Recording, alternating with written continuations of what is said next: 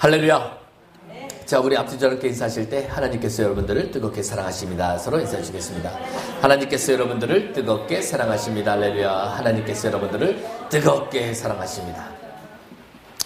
자, 우리 함께 나누실 은혜의 말씀은 로마서 6장 10절에서 11절까지의 말씀입니다.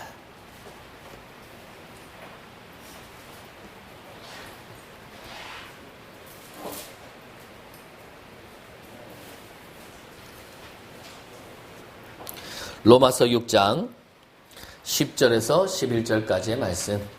제가 가진 성경으로는 신약 246면에 있습니다. 자, 모두 차실로 믿고 다 함께 천천히 한번 합독해 보도록 하겠습니다. 시작. 그가 살아계심은 하나님께 대하여 허락하시니 이와 같이 너희도 너희 자신을 죄에 대하여 죽은 자여 그리스도 예수 안에서 하나님께 대하여 살아야 하는 너를 보자. 아멘. 오늘은 본문의 말씀을 의지하여서 주와 함께 못 박힌 삶, 못 박히는 법이라는 제목으로 말씀을 좀 나눠보도록 하겠습니다. 많은 분들이 주님의 말씀, 자, 누구든지 나를 따르려면 자기를 부인하고 자기 십자가를 지고 나를 따르라고 말씀을 하셨지 않습니까? 그래서 그 십자가를 지는 법과 자기를 부인하는 법에 이제 초점을 두시는 분들을 제가 자주 봐요. 그리고 저도 성경을 모르고 주님을 체험하기 전에는 그런 것들에 집중을 많이 했습니다. 자, 그런데 제가 이제 그런 것들을 집중하면서 깨달은 게 있어요. 뭔가 되는 것 같지만 하나도 되는 게 없어요. 공허함만 쌓이고 그런 것들을 추진하면 추진할수록 내 속에는요, 그 텅 빈 나만 발견하게 됩니다. 그래서 도대체 무엇이 문제일까를 한번 생각해 봤어요. 근데 우리 대부분의 성도 여러분들이 이 십자가에 못 박힌 삶이라고 얘기하면 자기 자신을 자기 스스로가 십자가에 못 박으려고 노력하시는 것들을 자주 봅니다. 그러나 이 시간 저희 체험을 간증해 드리자면 절대로 그렇게 하셔서는 여러분 우리를 십자가에 못 박은 것을 여러분 보실 수가 없어요. 그러면 어떻게 해야 될까? 먼저 여러분 이제 이런 부분들을 좀 말씀을 좀 나누고 싶어요. 하나님 앞에 열심히 한 청년이 기독교 안티 사이트에서 이메일을 하나를 받습니다. 그런데 이제 안티 사이트에 있는 청년에게 이제 편지를 보내는데 예수를 믿는 게 헛되다라는 식으로 이제 편지를 쓴 거예요. 근데 이제 그 이유가 뭐냐? 고린도전서 2장 10절에 보면 성령님은 곧 하나님의 깊은 곳까지도 통달하신다 이랬었지 않습니까? 그러니까 성령님은 하나님에 대해서 모르는 게 없다라는 뜻이죠. 그런데 이게 이제 마태복음 24장의 36절에 보면 주님이 이런 말씀하셨어요. 마지막 재림 때를 놓고 말씀을 하시면서 그건 하늘에 있는 천사도 그리고 하나님의 아들도 아무도 모른다. 이제 이렇게 말씀을 하셨단 말이에요. 그러니까 이 청년이 이 두 구절을 들고 나와서 봐라. 하나님의 아들이라면 하나님의 깊은 곳까지도 통달했을 텐데 예수는 하나님의 아들이 아니라는 것을 그리고 자신의 무지함을 자기 입으로 고백했다. 이제 이렇게 하는 겁니다. 그러니까 이제 주님을 믿는 이 청년이 화가 났는데 말씀을 자기가 아는 게 별로 없으니까 목사님 싸워주세요. 이제 이렇게 된 거예요. 목사님 말씀으로 좀 깨닫게 해주세요. 저 사람 입을 닫게 해주세요. 막 이렇게 얘기를 하는 겁니다. 자, 제가 뭐라고 답장했을까요? 싸우지 말라고 가르쳤습니다. 여러분, 안티 사이트에 있는 청년이 그 편지를 보낸 이유가 뭘까요? 네, 싸우자고 보낸 겁니다. 논리 싸움을 하자고 보낸 거예요. 그런데 그 청년이 원하는 대로 우리가 맞장구를 쳐준다면요. 여러분, 세상 사람들, 성경을 모르는 사람하고 어떻게 성경을 아는 사람이 싸울 수가 있습니까? 그렇지 않습니까? 예를 들면 여러분 이런 생각 한번 해보세요. 아까도 제가 요한복음 1장을 예를 들었습니다만 요한복음 1장 1절에 보면 태초에 하나님이 천지를 창조하셨는데 그 천지를 창조하신 말씀이 곧 하나님이래요. 그리고 이 말씀이 하나님과 함께 계셨고 하나님이시래요. 자, 그러면 자, 하나님은 도대체 몇 분입니까?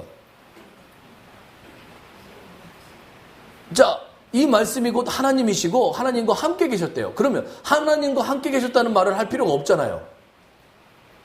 그렇지 않습니까? 곧 하나님이신데 굳이 하나님과 함께 계셨다니요. 자, 함께 계셨다라는 건 하나가 아니란 말이죠. 그런데 곧 하나님이래요. 여러분, 이거에 대해서 저한테 설명 좀 해보세요. 이걸 명확하게 설명하실 수 있는 분이 우리 중에 있습니까?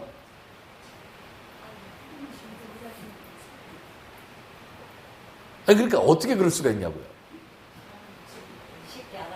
네, 아니, 저를 이해시켜 보라니까요. 여러분, 그거를 이해시켜 줘 보세요.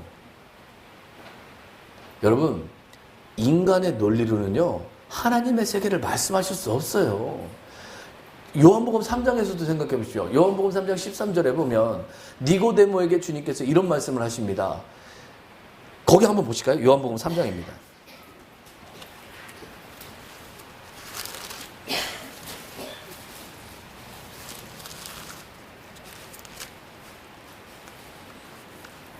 자, 요한복음 3장. 자, 13절입니다. 다 함께 천천히 또 한번 합독해 보겠습니다. 시작. 하늘에서 내려온 자고 인자 외에는 하늘에 올라간 자가 없느냐. 그럼 어디 계신 거예요? 지금 내려와 계신 거예요? 올라가 계신 거예요?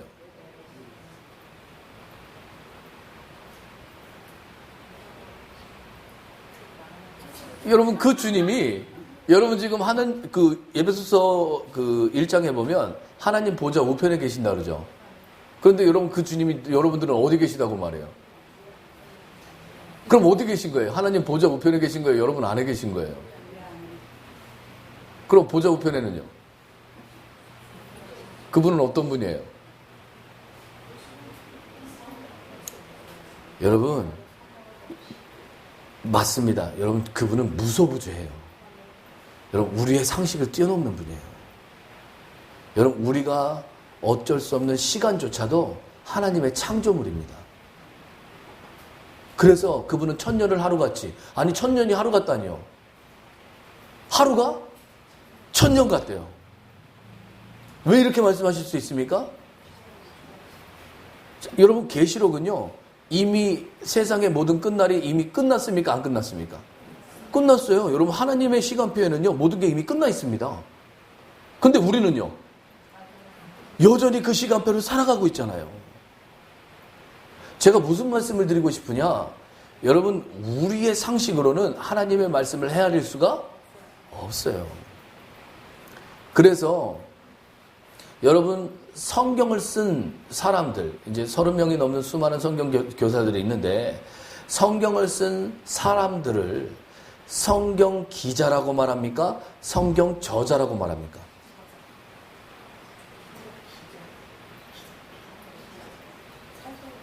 저자라고 말합니까? 기자라고 말합니까?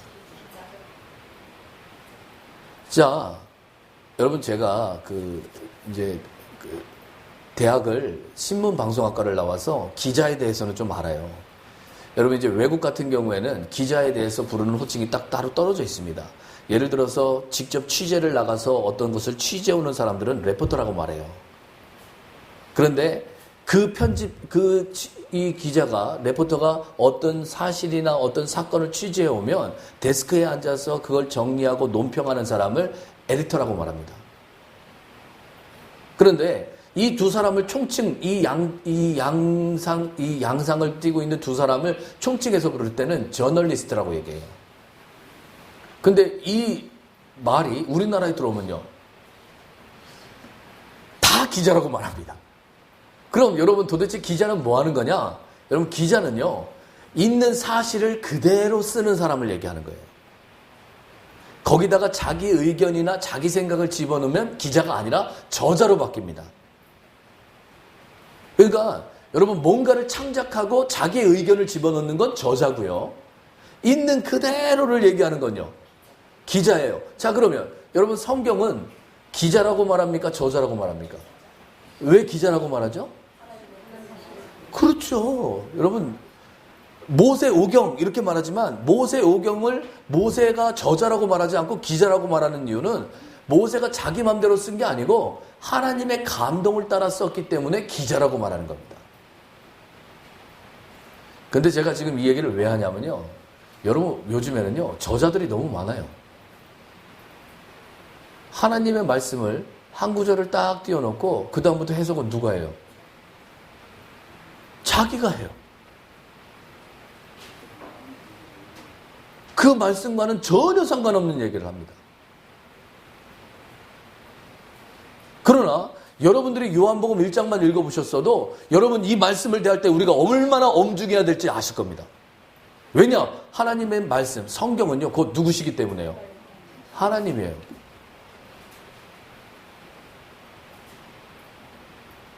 저와 여러분들은 이 성경을 인격적인 하나님으로 대할 줄 아는 그 은혜가 필요합니다. 그럼 아까 제가 그 예를 들었던 한 청년, 그 안티 예수 사이트에서 막 여기저기 믿는 사람들한테 편지를 보내서 들쑤시고 다니는 그 청년은 도대체 왜 성경을 그렇게 부르는 겁니까? 자기 마음대로 해석하는 거예요. 여러분 성경을 자기 마음대로 해석하는 게 얼마나 위험한지를 아셔야 돼요.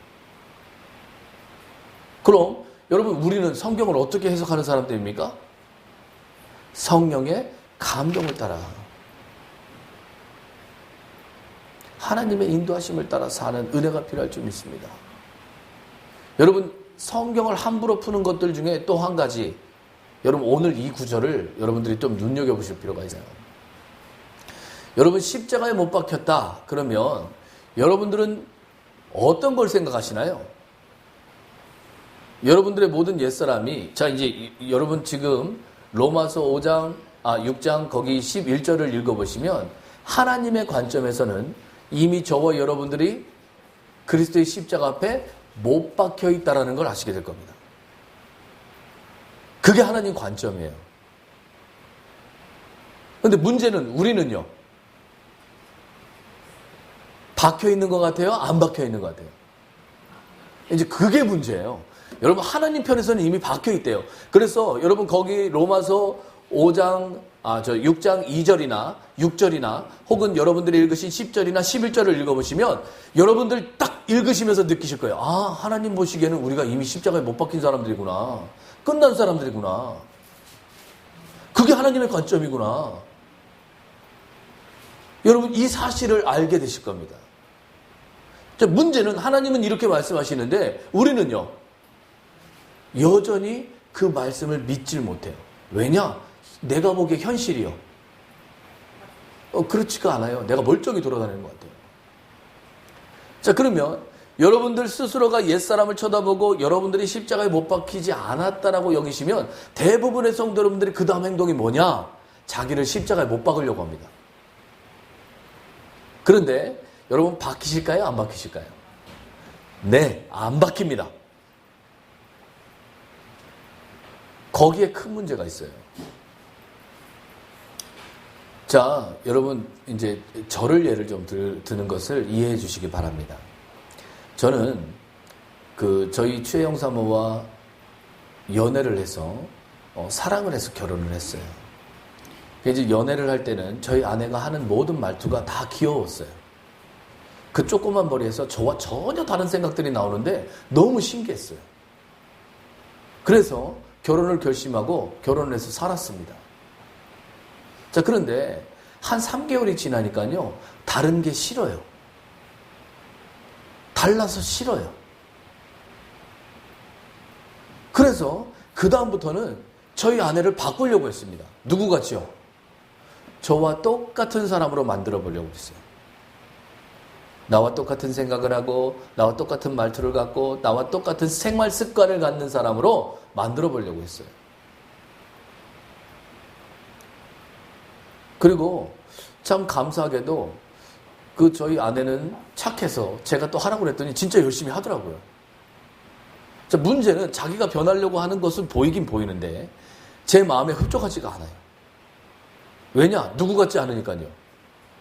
나 같지가 않아요. 그래서 항상 부족한 게 보였어요. 그 부족함을 바라보며 저희 아내를 고치기 위해서 무던히 주님 앞에 나가서 기도를 했습니다. 하나님, 우리 아내를 바꿔 주시옵소서. 자, 그런데 어느 날 빛비춤 속에 주님이 저에게 깨달음을 주십니다.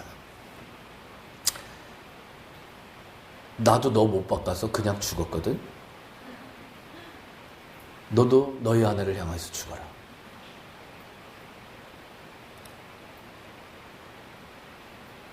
듣긴 들었는데 이게 무슨 뜻인지 몰랐어요.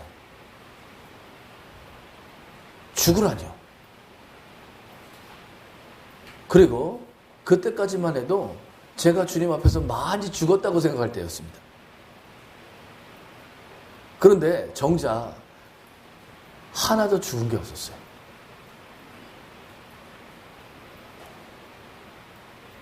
여러분,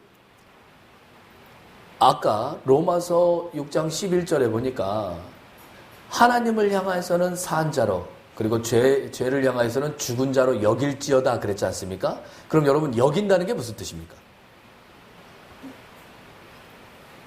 여러분, 여긴다, 이게 무슨 말일까요? 그렇게 치는 거예요. 그죠? 예를 들어서 만약에 제가 우리 안국수 집사님한테 10,000원을 빌렸다. 그런데 제가 우리 안국수 집사님한테 10,000원보다 더 비싼, 값비싼 금을 한 덩이 주면서 지금은 내가 현금이 없으니까 나중에 현금을 드릴 때 이거 다시 저한테 돌려주세요. 만약에 이렇게 얘기하면 안국수 집사님은 제 금덩어리를 갖고 있는 동안 제가 이미 갚은 걸로 치시겠죠.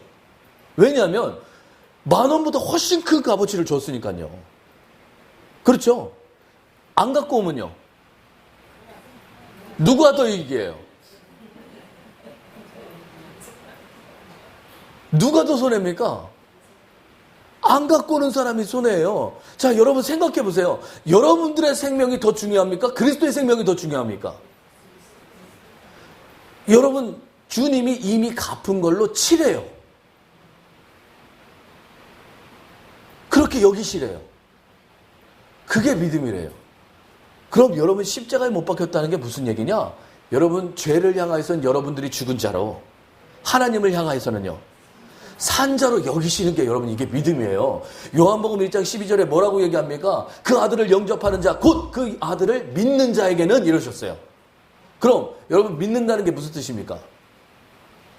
아들을 영접하시는 게 믿는 거예요. 그 아들을 여러분 속으로 받아들이시는 게 그게 여러분 믿는 겁니다. 그 아들과 함께 사시는 거. 나를 위해서 죽으시고 나를 위해서 부활하신 그 예수 그리스도의 생명으로 사시는 그 믿음 안에서 사실 때 성령님은 여러분들을 의로 여겨주십니다. 여러분들이 의로워서가 아니고 누가 이미 갚았기 때문에요. 주님이 갚았기 때문에요. 여러분들이 그걸 갖고 오든지 안 갖고 오든지 측량할 수 없는 풍성으로 이미 갚아져 있기 때문에 그래서 그렇게 여겨주시는 거예요. 여러분 제 예를 한 번 더 드리겠습니다. 자, 저희 아내를 향해서 죽으라는 말씀을 딱 깨달았어요. 그러니까 이제 제가 그 다음부터 어떻게 했을까요? 그렇죠. 죽으려고 해봤어요. 근데 이놈의 육체가요. 안 죽어요. 안 죽습니다. 그리고 십자가에 못 박히라고 해서 그 다음부터 저를 어떻게 했을까요? 그렇죠. 자, 이런 겁니다. 여러분, 제 입술을요. 저희 아내를 향해서 불만이 튀어나오려면 십자가에 아주 요놈의 먹바가 쥐씨없어서 막 이렇게. 저희 아내가 어떤 행동을 할 때, 잘못하는 행동을 할 때 제 손이 나가서 삿대질을 하면 이놈의 손을. 자, 그런데 여러분 날마다 이렇게 기도하고 십자가에 못 박았는데 하나도 못 박힌 게 없는 거예요. 그때뿐이에요. 그래서 또 가서 물었습니다. 주님, 도대체 왜 안 박히는 겁니까? 왜 안 박히는 겁니까? 여러분 보세요. 주님이 저한테 깨닫게 하신 게 이겁니다. 여러분, 제가 용을 써서 제 양다리에 못을 박았다고 한번 생각해 보세요. 어떻게 힘들게 아픔을 참고 못을 박았어요. 그리고 또 이를 꽉 깨물고 제가 왼손을 박았다고 한번 생각해 보시죠. 그럼 어디 남았어요? 오른손이 남았어요. 그럼 제 오른손은 어떻게 못 박는 겁니까?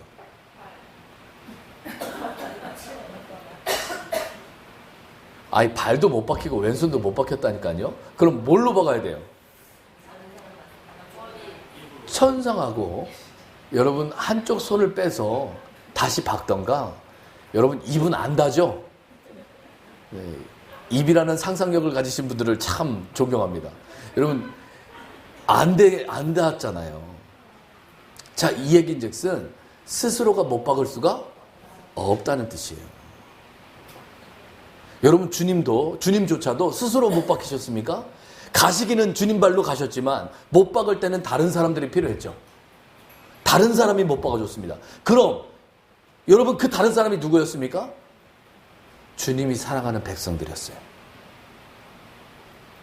오늘날 저와 여러분들을 십자가에 못 박는 건 누굴까요? 할렐루야. 여러분들이 사랑하는 사람들입니다. 왜냐? 넘이 박으면요. 그거 왜 내가 박히고 있습니까? 도망가죠. 그런데 내가 사랑하는 사람이 나를 못 봤기 때문에 어떻게 할 수가 없는 거예요. 주님은요, 그 십자가를 통하여서 저와 여러분들을 승천으로 이끄십니다. 주님이 승천하신 위치는 십자가입니까? 하늘 보좌입니까? 어디서 승천하셨어요? 십자가입니다. 저와 여러분들이 승천하는 위치는 하늘 보좌가 아니고 십자가예요.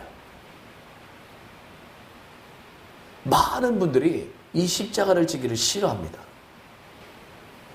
그러나 여러분 이 십자가를 지기 싫어하는 한 저와 여러분들은 절대로 부활의 생명을 맛볼 수 없어요. 죽은 적이 없는 사람이 무슨 부활의 생명이에요? 부활이라는 건 무슨 뜻입니까? 다시 살아나시는 거예요.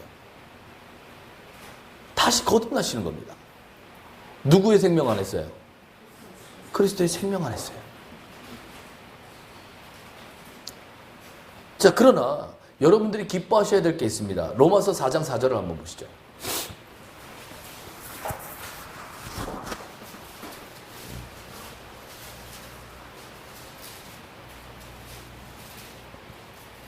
자, 로마서 4장 4절입니다. 다 함께 또 천천히 한번 합독해 보도록 하겠습니다. 시작. 일하는 자에게는 그 삭시 은혜로 여겨지지 아니하고 조수로 여겨지려니와. 여러분, 십자가에 못 박히시려고 노력하실 필요가요? 없어요. 여러분들이 이것이 못 박히려고 노력하신다면 그건 싹시지 은혜가 아니래요. 자, 이 얘기인즉슨 다만 우리가 할 수 있는 건 뭡니까? 여기시는 거예요. 여러분, 무엇이 십자가에 못 박힌 삶이냐? 무엇이 그리스도와 함께 끝난 삶이냐? 죄를 향하여서는 죽고 하나님을 향하여서는 살아있는 사람으로 여러분 스스로가 여기시는 겁니다. 그렇게 치시는 거예요. 왜냐? 내가 갚아야 될 죄값보다 훨씬 큰 값을 치르셨기 때문에. 이미 그 값은 치러져 있습니까? 앞으로 치러야 될 겁니까? 치러져 있어요. 저와 여러분들이 이것을 믿는다면 여러분 사단은 절대로 여러분들을 참수할 수 없습니다. 왜냐? 그 모든 죄의 값이요. 이미 끝났는데 어떻게 참수가 돼요? 그러나 여전히 여러분 우리가 이 로마서 4장 4절에 있는 말씀처럼 싹쓸 치르고 있다면 그건 지금 내가 죄를 향하여서 혹은 하나님을 향하여서 여러분 부활의 생명을 적용하지 못하고 있다는 뜻입니다. 많은 성도 여러분들이 자기를 십자가에 못 박으려고 자기 스스로가 몸부림치시는 걸 봐요. 제가 중보하다 보면 안타까워서 살겠어요. 여기 와서 이제 말씀을 들으니까 죽어야 된다는 건 이제 아셨단 말이죠. 그러니까 이제 그다음부터 어떻게 하시려고 그래요? 나를 죽여주세요. 주여 나를 죽여주시옵소서. 죽어도 싼 나를 죽여주시옵소서. 여러분 웃고 계시지만 이것이 우리의 지금 기도의 내용물입니다. 여러분들이 또 죽으실 필요가 없어요. 그럼 주님이 뭐하러 죽으십니까? 그리스도께서 저와 여러분들의 싹을 치르신 건 우리가 죽음을 두려워하기 때문이에요. 요한복음 10장 18절에 보면 인자는 죽을 권세도 있고 살 권세도 있다고 하셨어요. 그럼 여러분 십자가에 못 박힌 건 누구 뜻입니까? 여러분 그건 주님의 뜻이셨어요. 여러분 한번 생각해 보세요. 가룟 유다가 요한복음 13장에 보면 가룟 유다가 주님을 팔 걸 이미 알고 계셨습니다. 그렇죠? 그럼 여러분 안 팔리실 수도 있잖아요. 그런데 기꺼이 팔려가는 자리로 주님 스스로가 가십니다. 왜 그러냐? 여러분 많은 형제들을 얻는 그 기쁨으로 충만하셨어요. 주님은 죽으러 가신 게 아니고 수많은 영혼들을 얻기 위해 가신 겁니다. 그럼 여러분도 한번 생각해 보시죠. 여러분들이 십자가가 두려운 이유는 딱 하나입니다. 내가 죽을 것만 보시는 거예요. 수많은 형제들을 얻을 기쁨으로 충만하시다면 여러분 기꺼이 그 자리에 가실 거예요. 성경이 무슨 뜻인지 아신다면 여러분들은 이 누림으로 충만하실 겁니다. 여전히 죽음의 자를 싫어하고 십자가를 싫어하신다면 여러분 그건 성경을 아시는 게 아니에요. 주님은 자신을 기꺼이 죽음에 넘기셨습니다. 왜냐? 히브리서 2장 10절 이하에 보면 우리를 형제라 부르기를 부끄러워하지 않으셨대요.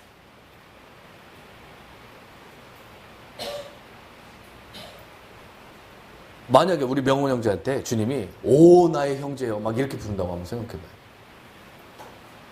나의 존귀한 나의 형제요 만약에 이렇게 부른다고 한번 생각해보세요. 기분이 어때요? 근데 성경에 그렇게 써 있어요. 형제라 부르기를 부끄러워하시지 않는데요. 자, 문제는 누가 안 믿어요? 여러분 우리가 안 믿어요. 주님은 그렇다는데 오히려 누구의 말을 더 많이 듣습니까? 사단의 참소를 더 많이 들어요. 여러분들의 생각을 따라 삽니다. 성경이 사실입니까? 여러분들의 생각이 사실입니까? 여러분 진리를 밝히 하는 저와 여러분들이 되셔야 될 줄 믿습니다. 성경은 세상 모든 끝날까지 이미 정리가 끝나 있어요. 이것은 곧 이렇게 될 거라고 이미 하나님이 확정하신 겁니다. 그렇다면 믿음을 따라 사는 것, 죄를 향해서는 내가 죽고 하나님을 향해서는 살아있다는 게 무슨 뜻인가를 밝히 깨달을 줄 아는 은혜가 있으셔야 될 줄 믿습니다. 요한복음 12장 한번 보시죠. 자, 요한복음 12장 31절에서 33절입니다.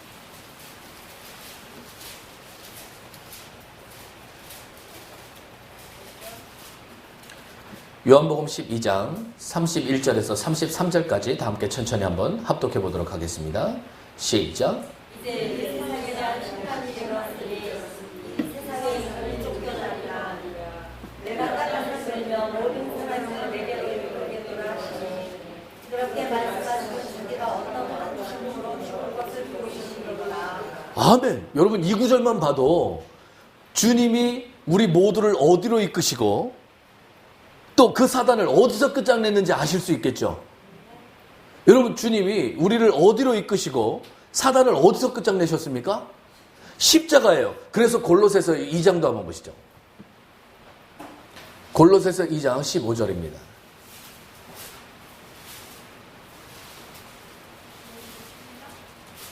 골로새서 2장 15절입니다.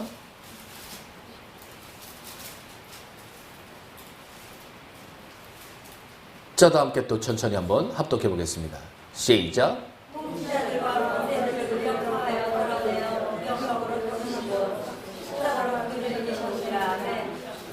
뭘로 이기셨습니까? 십자가로 이기셨어요. 자, 그럼 여러분 사단을 꺾으려면 어디로 나가셔야 됩니까? 여러분 사람들과 말싸움하지 마세요. 여러분 사람들의 의견을 꺾는 건 여러분들의 논리 갖고 되지 않습니다. 그들이 원하는 건 그 논리 싸움이에요. 그러나 그들의 모든 높아진 지식과 이론을 꺾으시려면 여러분 십자가 앞으로 나가십시오. 사단을 꺾는 장소는 십자가예요. 그래서 주님은 높이 들리실 때 저와 여러분들을 그 십자가로 부르셨습니다. 그럼 여러분 오늘 여기라는 말을 한번 생각해 보십시오. 뭐가 여기는 겁니까? 여러분 자신만이 죄를 향하여서 죽고 하나님을 향하여서 살았다고 여기시는 게 아니고 내가 사랑하는 내 남편, 내가 사랑하는 내 아내, 내가 사랑하는 내 모든 자녀들도 이제 죄를 향하여서는 죽고 하나님을 향하여서는 살아있다고 여기시는 게 여러분 이게 십자가에 못 박히신 거예요. 여러분들이 이걸 믿으면 성령님은 여러분들의 믿음과 여러분들의 생각을 따라 산 게 아니고 예수 그리스도를 믿고 예수 그리스도의 생명으로 살기 때문에 합법적으로 여러분들의 아멘을 여러분 인정해주고 의로 여기십니다. 그때부터 상대방을 바꾸시기 시작해요. 여러분 제 체험을 말씀드리면 저희 아내가 언제부터 변화했느냐? 제가 이것을 적용할 때부터예요. 그리고 놀랍게도 저도 저희 아내의 말을 무시했는데 어느 날 저희 아내가 무슨 말을 하는데요. 하나님이 저한테 얘기하시는 것 같아요.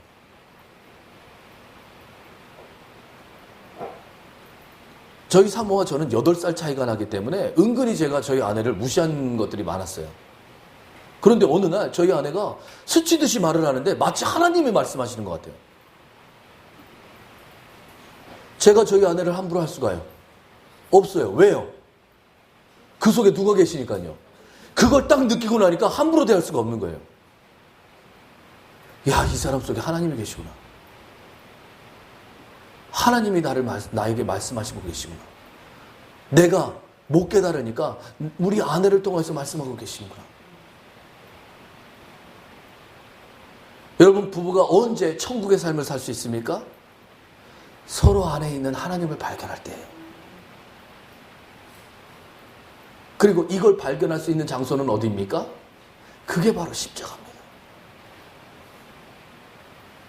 여러분들이 이 못 박힌 삶, 그 십자가와 함께 그리스도와 함께 우리 모두가 못 박힌 삶을 살아갈 때 우리는 이 십자가로 인도하시는 그리스도를 체험하고 저와 여러분들이 날마다 이 십자가 안에서 나를 인도하시는 그리스도를 체험해 갈 때 우리는 이 십자가의 의가 적용되는 은혜를 누리게 되실 줄 믿습니다. 여러분들이요, 다만 입술로만 주여 주여 하는 것과 이 예수 그리스도의 십자가의 삶을 내 삶 속에서 적용해보는 건 정말 큰 차이가 있습니다. 여러분 하나님 앞에 합법적인 이 의를 얻는 순간부터 여러분 하나님께서 어마어마한 하늘의 생명의 풍성하심을 여러분들께 체험시켜요.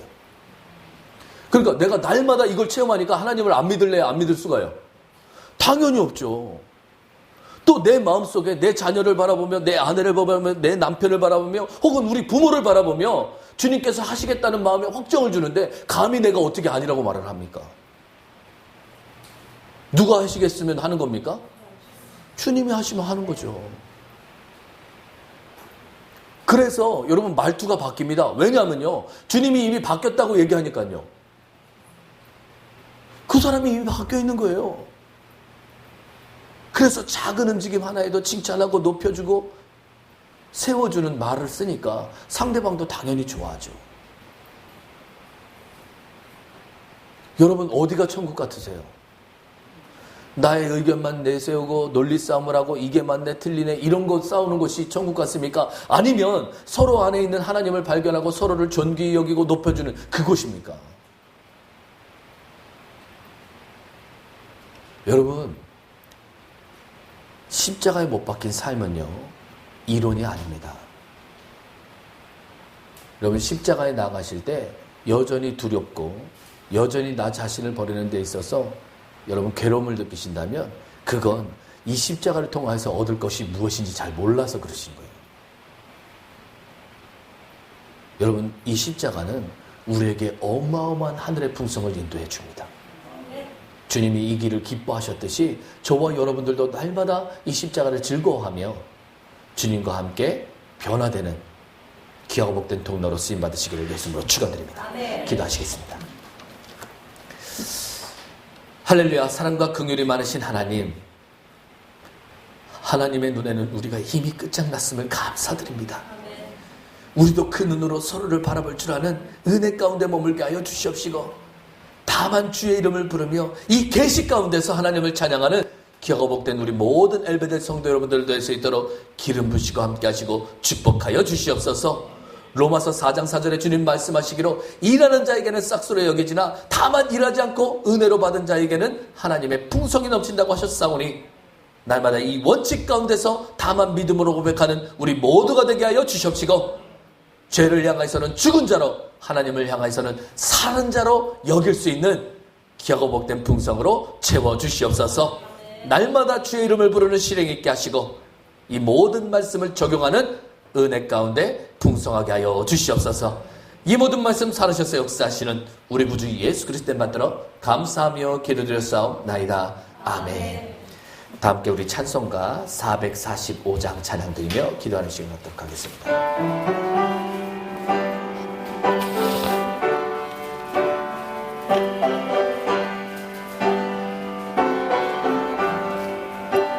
대산을 넘어 험곡에 가도 빛 가운데로 걸어가며 주께서 항상 지키시기로 약속한 말씀 변치 않네.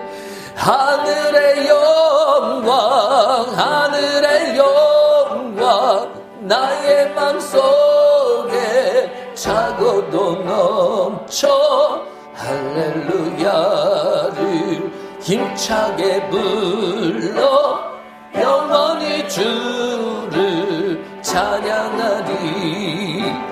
캄캄한 밤에 다닐지라도 주께서 나의 길 되시고 나에게 밝은 빛이 되시니 버릴 염려 없네.